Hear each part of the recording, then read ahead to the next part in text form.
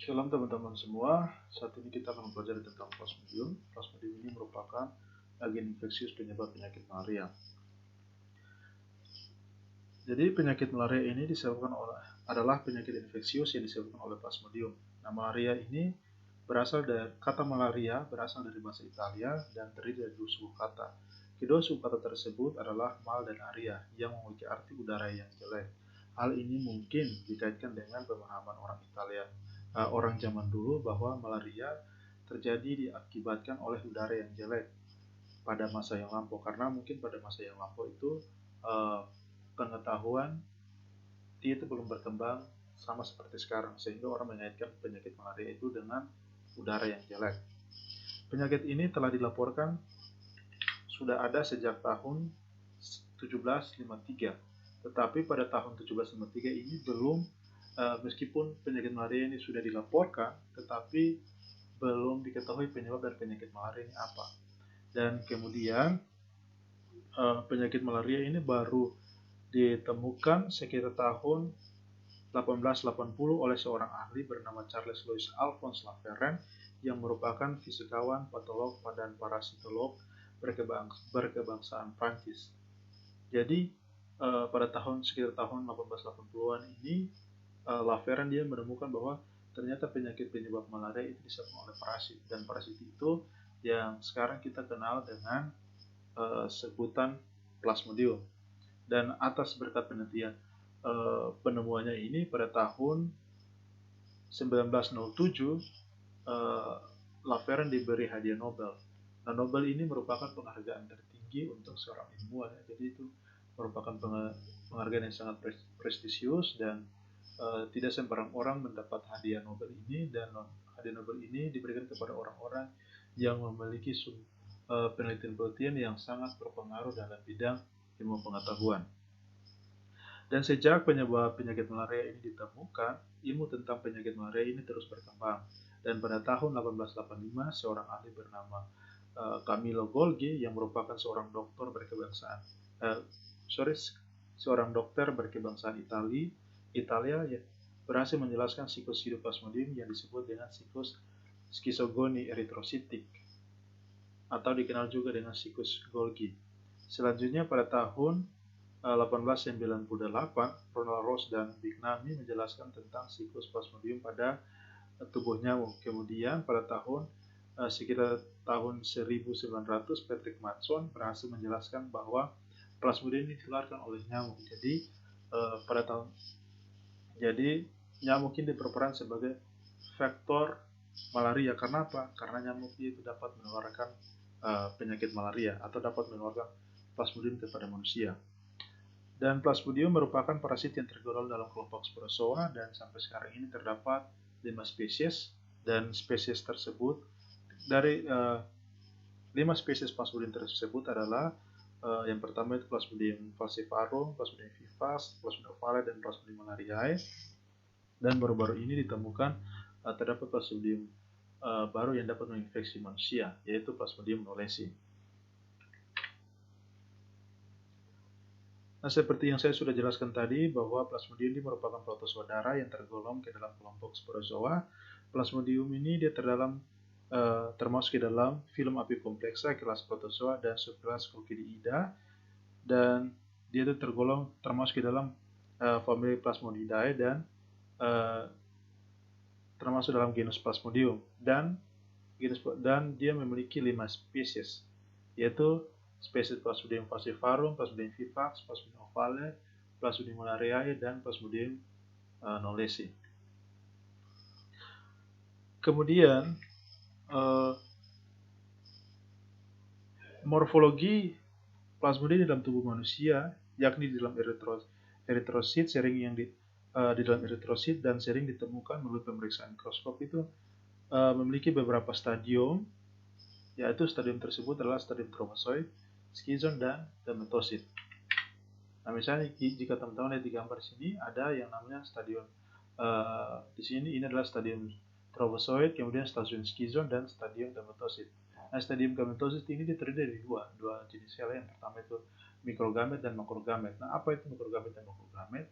Mikrogamet itu bisa kita itu seperti sel kelamin jantan, sedangkan makrogamit itu sebagai sel kelamin betina. Kenapa? Karena mikrogamit ini dia akan membuahi makrogamit, dan yang terjadi dalam suatu proses pembuahan dan terjadi di dalam tubuh nyamuk. Hasil dari pembuahan mikrogamit dengan makrogamit itu menghasilkan zigot, dan proses pembuahan itu dia terjadi dalam tubuh nyamuk ya, dan tidak pernah terjadi di dalam tubuh manusia. Oke, kita mulai yang pertama. Jadi stadium trofozoid, stadium Plasmodium, yaitu stadium trofozoid, skizon, dan gametosit ini antara satu spesies dengan spesies yang lainnya itu memiliki perbedaan. Misalnya Plasmodium vivax, trofozoid vivax di sini, trofozoid vivax muda itu dia berbentuk cincin dan mengandung bintik-bintik yang disebut dengan bintik basofil. Trofozoid vivax ini kemudian dia itu berkembang dan berbentuk seperti amoeboid dan mengandung, dan eritrosit yang terinfeksi itu mengandung bintik-bintik Skufner, dan eritrosit yang terinfeksi Plasmodium vivax juga dia terlihat membesar. Nah, ini berbeda dengan trofozoid muda pada Plasmodium falciparum. Jika kita lihat trofozoid muda di sini dia itu berbentuk cincin, tapi kalau pada vivax satu dan pada Plasmodium falciparum itu dia terbentuk dua cincin. Dua cincin dengan di sini ada, kalau teman-teman di sini ada titik. Nah, titik kecil ini dan di dua cincin ini yaitu 1, 2 ini dikenal dengan dikenal dengan bintik-bintik bintik kromatin, atau juga ada sumber yang mengatakan bahwa itu sebagai inti. Nah, kemudian trofozoid lanjut dari Plasmodium falciparum ini dia itu masih berbentuk cincin juga, dan dia di dalam eritrosit yang terinfeksi itu eritrositnya tidak membesar, tetapi di dalam eritrosit yang terinfeksi ini terdapat bintik-bintik yang disebut dengan bintik Maurer. Dan kemudian Plasmodium ovale juga untuk trofozoid muda dia berbentuk cincin, dan eritrosit yang terinfeksi juga dia tidak membesar. Kemudian trofozoid tua dia itu sudah tidak berbentuk cincin lagi, tapi dia itu memiliki bentuk seperti pita, dan eritrosit yang terinfeksi juga dia tidak membesar.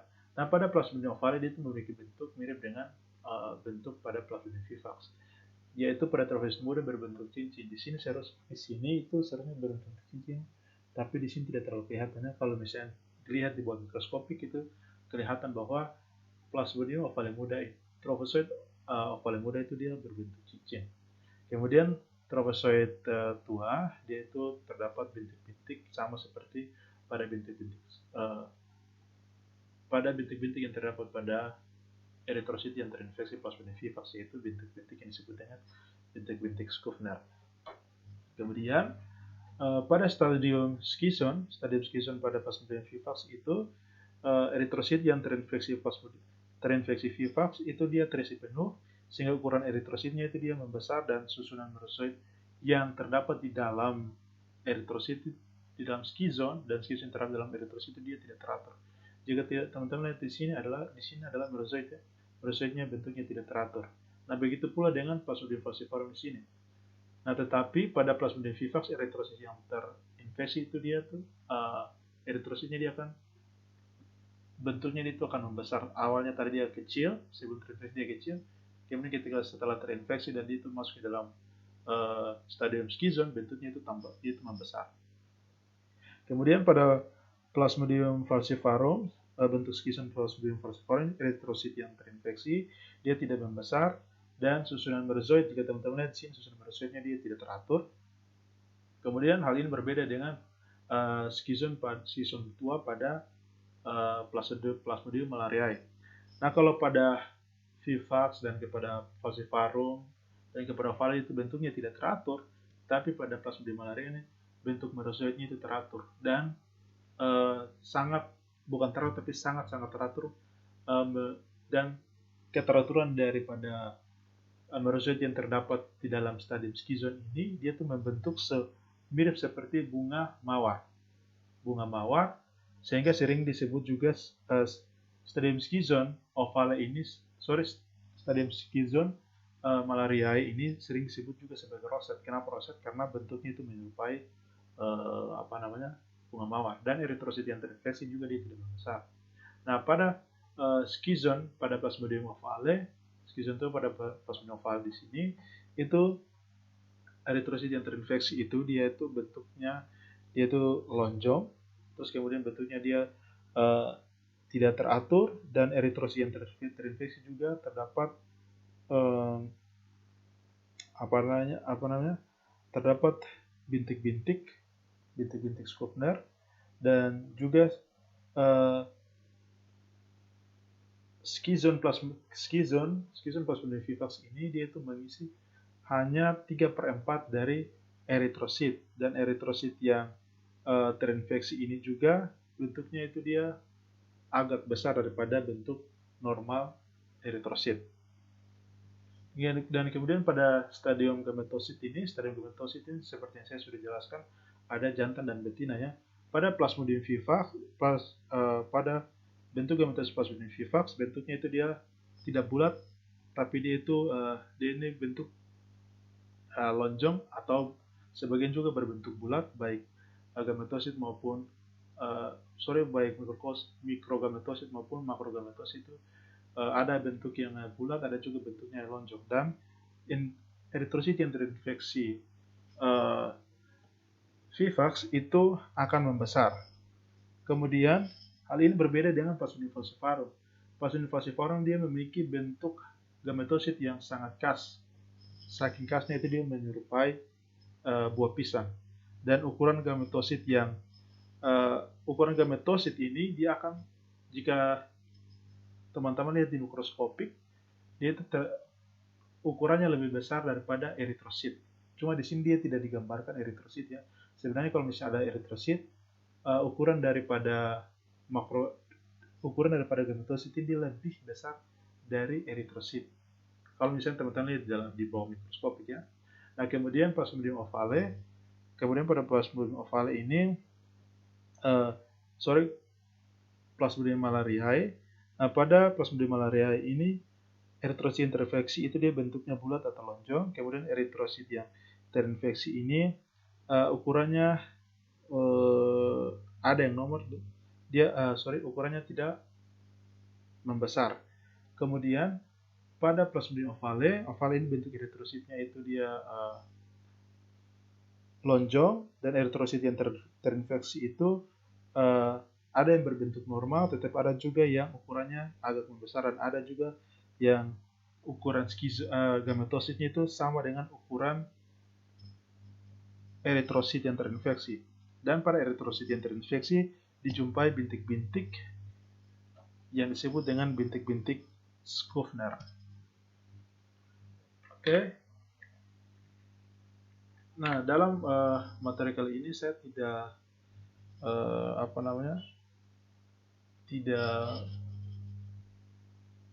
saya belum dapat gambar tentang Plasmodium knowlesi ya. Dalam materi ini saya tidak menampilkan Plasmodium knowlesi karena saya cari stream-streamnya itu agak susah juga untuk dapat gambar tentang Plasmodium knowlesi.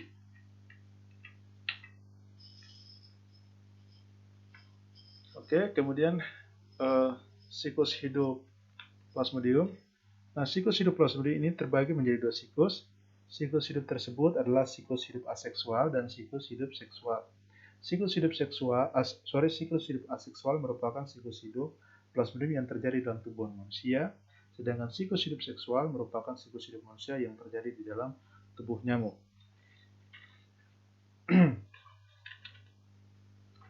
Nah,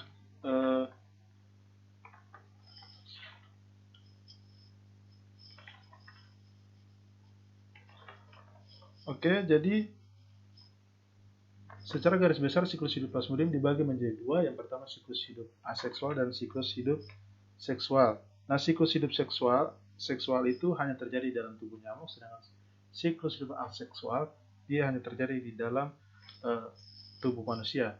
Nah, siklus hidup seksual ini di sini seharusnya ditulis siklus eksoeritrositik dan siklus eritrositik.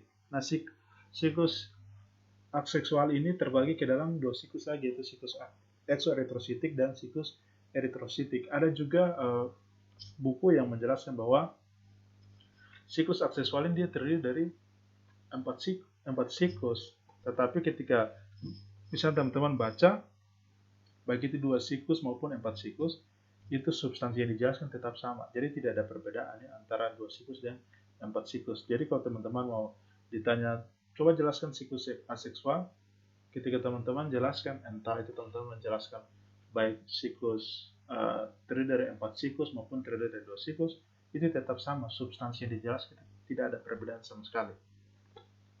Dia itu tetap sama. Berdasarkan buku-buku yang saya baca ya, ada buku yang menjelaskan 2 siklus, ada juga yang menjelaskan bahwa sebenarnya terdiri dari 4 siklus. Tapi menurut saya itu dia tidak tidak ada perbedaan sama sekali. Jadi dia menjelaskan substansi yang sama. Nah, siklus aseksual ini dia mulai dari siklus eksoeritrositik. Dimulainya sejak apa? Dimulainya pada saat nyamuk menghisap darah manusia, nyamuk akan mengeluarkan sporozoid ke dalam tubuh manusia melalui tempat gigitannya. Sporozoid akan menuju ke hati dan menginfeksi sel hati. Di dalam sel hati, sporozoid dia akan berkembang menjadi skizon. Dia akan berkembang menjadi skizon. Kemudian skizon dia akan berkembang lagi menjadi skizon dia akan berkembang menjadi skizon yang matang, dan skizon yang matang dia akan pecah dan dia akan mengeluarkan merozoid. Dan merozoid ini kemudian ada sebagian merozoid yang masuk ke dalam peredaran darah dan ada sebagian merozoid juga yang menginfeksi sel hati. Merozoid yang menginfeksi sel hati dia akan mengulangi fase eksoeritrositik, dan merozoid yang mengulangi fase eksoeritrositik ini dikenal juga dengan local liver cycle. Local liver cycle ini karena terjadi pengulangan siklus eksoeritrositik. Nah, sedangkan merozoid yang masuk ke dalam peredaran darah dia akan memulai siklus eritrositik. Siklus eritrositik itu adalah siklus hidup manusia. Siklus hidup plasmodium yang terjadi di dalam eritrosit. Sedangkan siklus eksoeritrositik adalah siklus hidup plasmodium yang terjadi di dalam sel hati. Nah, ketika merozoid masuk ke dalam peredaran darah, yaitu yang pertama kan skizon yang matang di hati dia akan pecah, dia akan mengeluarkan merozoid. Merozoid sebagian akan menginfeksi sel hati dan sebagian merozoid akan masuk ke dalam peredaran darah. Ketika merozoid masuk ke dalam peredaran darah, itu dia sudah masuk kepada siklus eritrositik. Nah, ketika merozoid dia menginfeksi merozoid menginfeksi eritrosit, merozoid dia akan berkembang. Merozoid di dalam eritrosit kemudian akan berkembang menjadi trofosit muda. Nah, trofosit muda ini kemudian dia akan berkembang lagi. Dari trofosit muda akan berkembang menjadi trofosit tua. Trofosit tua dia akan berkembang lagi menjadi skizon. Kemudian skizon ini akan berkembang menjadi skizon yang matang, dan kemudian skizon yang matang ini dia akan pecah. Dia akan pecah dan dia akan mengeluarkan merozoid. Dan merozoid yang keluar dari skizon yang pecah ini kemudian dia akan mencari eritrosit lagi untuk dia menginfeksi eritrosit.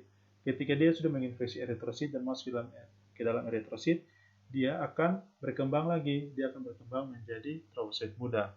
Nah, trofosit muda kemudian dia itu akan berkembang lagi menjadi trofosit tua dan berkembang menjadi skizon. Nah, kemudian skizon ini dia akan pecah lagi dan dia akan mengeluarkan merozoid. Siklus fase eritrositik ini akan berulang sampai sekitar 3 kali siklus eritrositik. Pada siklus eritrositik yang ketika dia sudah terjadi pengulangan sebanyak 3 kali, maka ketika skizon yang pecah dia mengeluarkan merozoid. Merozoid ini kemudian dia akan masuk menginfeksi eritrosit dan dia itu berkembang menjadi trofosit muda. Trofosit muda ini tidak semuanya akan berkembang menjadi trofosit tua. Kalau dia sudah mengulangi siklus sebanyak 3 kali, trofosit muda ini tidak semuanya berkembang menjadi trofosit tua, tetapi hanya sebagian yang akan berkembang menjadi trofosit tua dan sebagian lagi akan berkembang menjadi gametosit. Nah, sebagian trofosit muda yang berkembang menjadi trofosit tua dia akan menginfeksi, dia akan berkembang lagi menjadi skizon pecah kemudian akan mengeluarkan merozoid. Nah, tetapi sebagian trofosit muda ini akan berkembang menjadi gametosit, dan gametosit ini ketika nyamuk menghisap darah manusia, dia sekaligus menghisap gametosit ini. Kenapa? Karena gametosit kan dia terdapat di dalam eritrosit. Ketika nyamuk eritrosit kan adalah darah merah. Ketika nyamuk menghisap eritrosit atau sel darah merah, maka dia juga akan menghisap gametosit ini. Kemudian gametosit akan berpindah dari tubuh manusia ke dalam tubuh nyamuk. Nah, di dalam tubuh nyamuk ini dia akan terjadi pembuahan. Kenapa sampai terjadi pembuahan? Ingat bahwa gametosit itu dia terdiri dari dua jenis sel. Yang pertama itu mikrogamet dan yang kedua itu adalah makrogamet. Mikrogamet ini adalah dikenal juga sebagai sel jantan, sementara makrogamet dikenal juga sebagai sel betina. Nah, sel jantan ini akan membuahi sel betina dan terjadi dalam suatu proses yang disebut dengan proses pembuahan. Dan hasil dari proses dan pembuahan ini terjadi di dalam tubuh nyamuk. Nah, hasil dari pembuahan tersebut itu akan menghasilkan yang namanya zigot. Jadi zigot ini kemudian dia akan berkembang menjadi ookinet. Ookinet ini kemudian dia bergerak dan menembus dinding usus nyamuk, kemudian masuk di antara sel-sel epitel yang terdapat pada usus nyamuk ya. Kemudian dia akan ookinet ini dia akan berkembang menjadi ookista dan berkembang menjadi ookista dan ookista berkembang menjadi ookista yang matang, dan kemudian ookista yang matang ini dia akan pecah dan mengeluarkan begitu banyak sporozoid, dan sporozoid ini dia akan tersebar ke seluruh tubuh nyamuk, termasuk menyebar ke saliva atau kelenjar air liur nyamuk.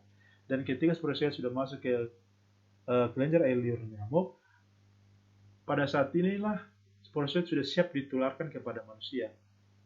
Dan kemampuan sporozoid untuk dia dapat menginfeksi manusia ini, maka sporozoid ini dikenal juga sebagai stadium infektif. Nah, ketika nyamuk menghisap darah manusia, maka sporozoid ini dia akan dia akan ditularkan nyamuk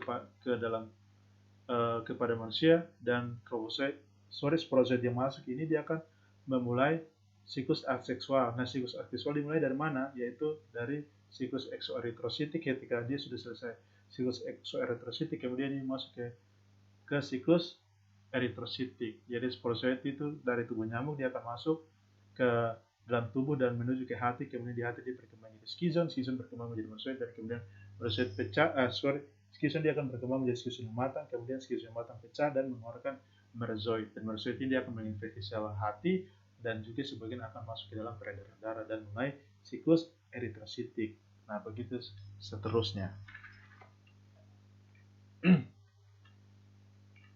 Oke, nah ini lebih jelasnya teman-teman lihat di sini siklus hidup Plasmodium. Gambar ini saya ambil dari internet. Nah, jadi yang pertama nyamuk ini dia akan di dalam tubuh nyamuk ini kan sudah terdapat sporozoid, terdapat Plasmodium. Nah, nyamuk ini dia akan menghisap darah manusia. Pada saat dia menghisap darah manusia, dia akan menularkan Plasmodium dalam stadium sporozoid. Nah, sporozoid ini kemudian masuk ke dalam sel hepar, dia akan menginfeksi sel hepar. Di sel hepar kemudian dia akan berkembang menjadi skizon. Nah, ketika dia itu berkembang menjadi skizon akan berkembang menjadi skizon. Kemudian skizon ini ketika dia sudah matang, dia akan skizon ini dia akan pecah. Nah, skizon yang pecah ini dia akan mengeluarkan banyak sekali merozoid, dan merozoid yang dikeluarkan ini ada sebagian yang mengulangi siklus eksoeritrositik. Merozoid yang mengulangi siklus eksoeritrositik ini atau siklus yang terjadi dalam hati ini dikenal juga dengan nama local liver cycle. Kenapa disebut dengan local liver cycle? Karena dia mengulangi siklus eritrositik yang terjadi di hati. Siklus eksoeritrositik hanya terjadi di hati, dia tidak pernah terjadi di dalam eritrosit. Kalau siklus Plasmodium terjadi di dalam eritrosit itu disebut dengan siklus eritrositik. Itu ya perbedaannya ya teman-teman. Nah, ketika perlu diingat bahwa tidak semua Plasmodium itu dia dapat mengulangi siklus dapat mengulangi local liver cycle. Tidak semua Plasmodium. Plasmodium falciparum misalnya, Plasmodium falciparum dia tidak pernah mengulangi siklus eksoeritrositik, sehingga dia tidak pernah akan memulai namanya local liver cycle. Kalau misalnya Plasmodium vivax, Plasmodium malariae, dan Plasmodium ovale, itu dia dapat memulai siklus local liver cycle. Tetapi untuk Plasmodium falciparum tidak. Kenapa Plasmodium falciparum dia tidak mengulangi siklus? Dia tidak pernah memulai yang namanya local liver cycle karena ketika sporozoid falciparum dia masuk dan menginfeksi sel hepar atau sel hati ini, dia akan berkembang menjadi skizon. Ketika dia berkembang menjadi skizon, skizon pecah akan mengeluarkan merozoid. Merozoid Plasmodium falciparum dia tidak akan menginfeksi sel hati lagi, tetapi dia langsung masuk ke dalam peredaran darah. Hal ini berbeda dengan misalnya Plasmodium vivax.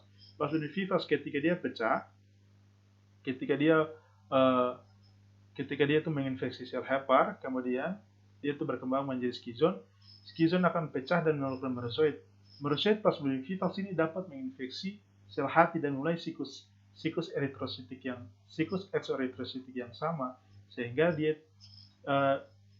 terjadinya pengulangan siklus exoeritrositik itu sudah disebut dengan sebagai liver local cycle. Nah, pada Plasmodium vivax, ketika skizon di hati dia sudah pecah, dia mengeluarkan merozoid, dan merozoid ini akan menginfeksi sel hati lagi. Tetapi kalau pada Plasmodium falciparum tidak.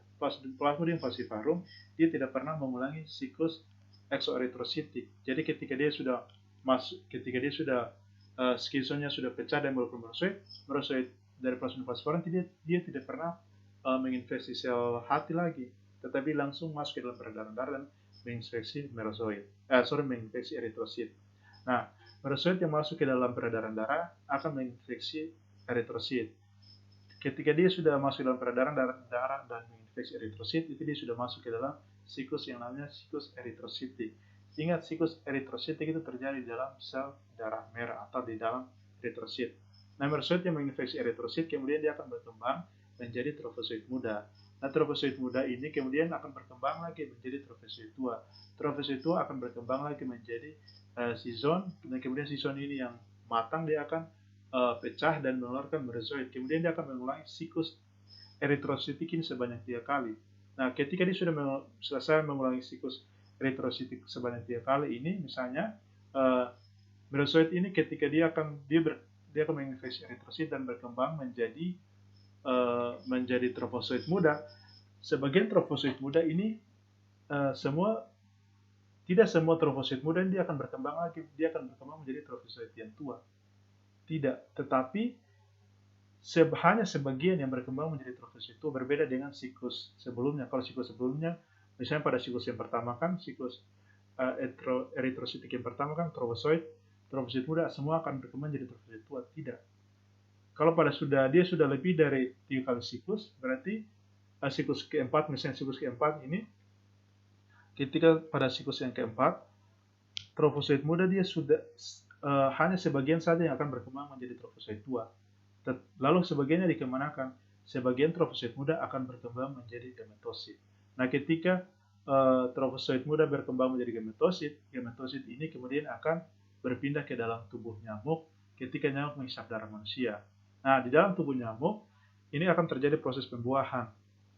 Proses pembuahan ini terjadi oleh pembuahan yang dilakukan oleh mikrogamet dengan makrogamet, dan hasil dari pembuahan ini menghasilkan zigot. Tapi sayangnya zigot tidak ada di sini ya, tidak ditulis di sini. Nah, zigot dia akan berkembang menjadi ookinet. Nah, lalu ookinet ini dia akan bergerak. Ookinet kemudian dia bergerak, dan ookinet ini dia menembus dinding usus nyamuk, kemudian masuk di antara sel-sel epitel yang terdapat di dalam usus nyamuk ya.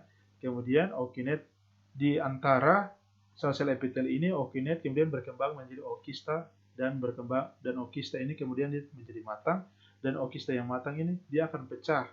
Dia pecah dan mengeluarkan begitu banyak sporozoid dan tersebar ke seluruh tubuh nyamuk. Dan sporozoid yang tersebar ini dia juga akan tersebar ke saliva atau kelenjar air liur nyamuk.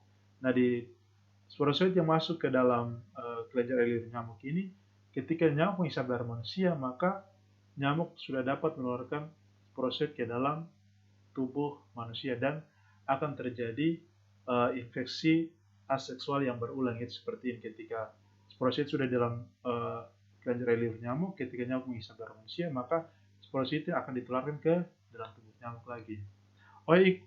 Ingat bahwa yang saya sebutkan di sini, misalnya ada schizon, trophozoid, ada sporozoid, ada oocyst, gamet, ada ookinet. Ini semua adalah itu dia bukan merupakan itu dia dia tidak pernah berbeda dengan plasmodium ya. Itu semuanya plasmodium. Misalnya analoginya gini. Misalnya manusia. Manusia kan ada misalnya janin, bayi, bayi kemudian balita, batita, remaja, dewasa, kemudian lansia. Yang menjadi pertanyaan, apakah yang saya sebutkan tadi dia bukan manusia? Jawaban kan tidak. Semua yang saya sebutkan tadi itu dia adalah manusia, tetapi dia berada pada masa pertumbuhan yang berbeda. Nah, begitu punya dengan plasmodium yang saya sebutkan misalnya schizon, trophozoid, ookinet, sporozoid, itu semua adalah plasmodium tetapi dia berada pada stadium yang berbeda-beda. Jadi yang saya sebutkan tadi misalnya sporozoid, merozoid dan kawan-kawannya itu semua merupakan plasmodium ya. Jadi jangan teman-teman bingung bahwa sporozoid itu bukan plasmodium, tidak. Sporozoid plasmodium, trophozoid juga ada plasmodium. Jadi mereka semua itu sama dengan mereka semua itu adalah plasmodium ya teman-teman.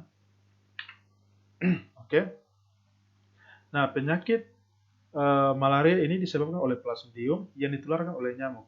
Nyamuk yang paling berperan dalam penularan penyakit malaria adalah nyamuk Anopheles. Tetapi hanya spesies nyamuk Anopheles tertentu saja yang dapat menularkan plasmodium kepada manusia. Nah, jumlah nyamuk Anopheles di dunia yang diperkirakan lebih dari 422 spesies.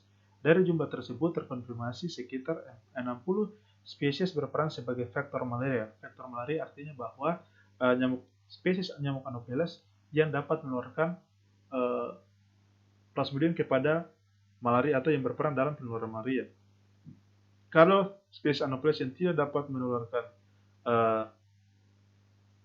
plasmodium kepada manusia atau tidak berperan dalam penularan malaria, itu bukan disebut dengan faktor. Jadi faktor itu adalah spesies atau serangga yang berperan dalam penularan agen infeksius. Kalau yang tidak dapat berperan dalam penular, itu bukan disebut dengan spesies ya. Nah, kemudian nyamuk Anopheles yang dilaporkan di Indonesia itu jumlahnya sekitar 80 spesies. Jadi kalau di dunia itu lebih dari 422 spesies nyamuk Anopheles, di Indonesia itu ada 80 spesies nyamuk Anopheles. Nah, sedangkan dari 80 spesies tersebut, sekitar 22 spesies nyamuk Anopheles yang di Indonesia berperan sebagai faktor malaria. Kalau di dunia 60, maka di Indonesia itu hanya 22 spesies. Tetapi ingat, jumlah yang saya sebutkan tadi dia tidak baku ya teman-teman. Dia akan berubah. Dia tuh misalnya yang saya sebutkan di sini 422 karena ada penelitian terbaru, dia bisa berubah, bukan 422 lagi, tapi dia sudah berubah misalnya menjadi 440. Dan misalnya di Indonesia itu terdapat 80 spesies. Tetapi dengan ada penelitian terbaru, dia sudah bukan 80 itu dia akan tambah menjadi 81 ataupun 90 spesies. Dan misalnya di Indonesia ini terdapat 22 spesies nyamuk Anopheles yang berperan sebagai faktor malaria. Tetapi dengan adanya penelitian terbaru dan penemuan terbaru, menyatakan bahwa bukan saja terdapat 22 spesies, tapi ada 30 spesies nyamuk Anopheles di Indonesia yang berperan dalam penularan atau berperan sebagai faktor malaria. Jadi yang saya sebutkan tadi dia tidak baku teman-teman. Bisa saja teman-teman ketika baca sumber, jumlahnya dia sudah lebih banyak dari yang saya sebutkan pada saat ini. Dan habitat utama nyamuk Anopheles adalah pantai, rawa, hutan, dan daerah pegunungan. Dan siklus hidup nyamuk Anopheles mulai dari penetasan telur sampai terbentuknya jentik nyamuk yaitu larva dan pupa itu terjadi dalam air. Sehingga salah satu tindakan pencegahan dan pengendalian penyakit malaria adalah membasmi tempat perindukannya, yaitu dengan apa? Dengan membunuh larva dan pupa yang terdapat pada air. Oke. Nah, di Indonesia ini ada Anopheles spesiesnya, spesies berperan sebagai faktor itu ada Anopheles balabacensis, Muculatus, Babilotis, Sudaicus, Anopheles subticus, Anopheles farroti, dan juga Anopheles punculatus. Nah, di Maluku, faktor malaria yang paling berperan itu adalah Anopheles subticus, Anopheles farroti, dan Anopheles punculatus. Yaitu di Maluku ya, Maluku itu 3 spesies Anopheles yang terakhir ini, yaitu subticus, farroti, dan punculatus ini yang berperan sebagai faktor malaria di daerah Maluku. Gejala klinis umum penyakit malaria adalah dingin, pasien akan merasa dingin, kemudian pasien akan merasa demam, dan kemudian berkeringat.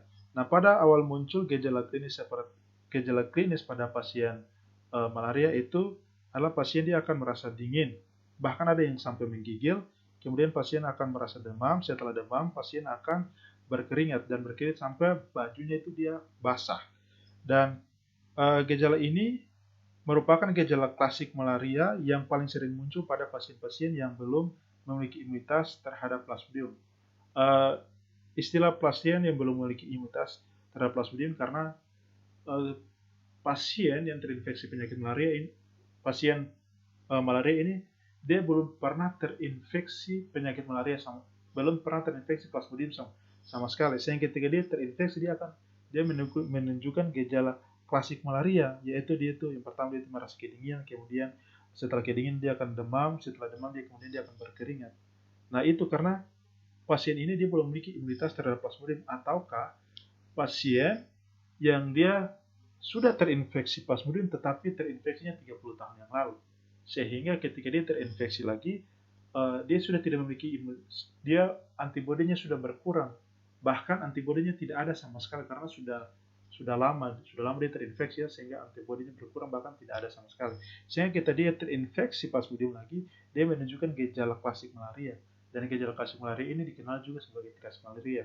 Nah, selain gejala klasik malaria seperti dingin, demam, dan berkeringat, pasien malaria juga sering disertai dengan keluhan seperti misalnya sakit kepala, mual, muntah, merasa lelah atau pegal, dan juga merasa mialgia, begitu, seperti misalnya nyeri otot. Dan biasanya pasien malaria itu ketika kita lihat dia orangnya pucat-pucat. Kenapa? Karena Plasmodium kan dia itu menginfeksi eritrosit. Ketika eritrosit dirusak oleh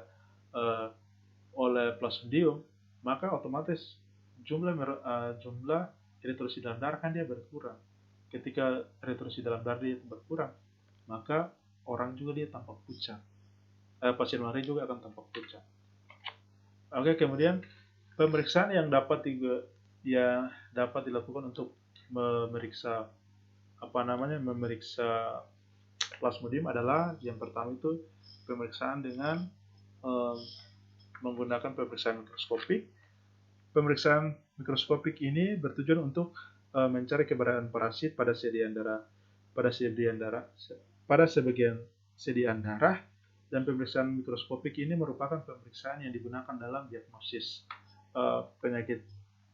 pasien malaria, dan juga merupakan pemeriksaan gold standard malaria karena dia itu sangat baik untuk membantu diagnosis penyakit malaria. Nah, pemeriksaan serologi juga biasanya itu dengan RDT itu Rapid Diagnostic Test, merupakan pemeriksaan yang digunakan untuk memeriksa antibodi terhadap malaria, tetapi kadang-kadang pemeriksaan ini juga kurang akurat dan sehingga jarang dipakai juga untuk mendiagnosis pasien dia terinfeksi